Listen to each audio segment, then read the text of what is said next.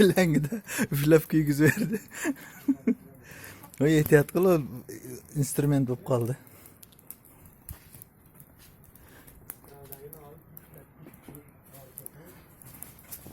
Kamal ukamni ot kiygizib turgan instrument ekan mana.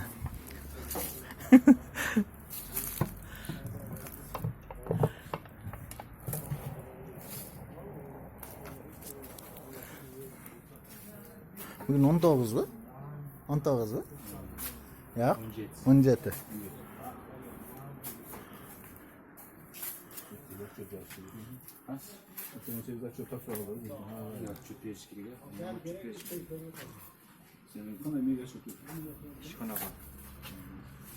Yüzüm ay koydun mu?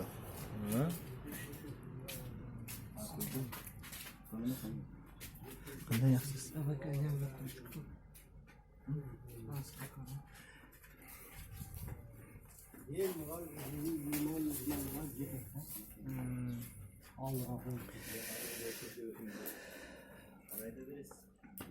Bir rahat ayağa verdim ki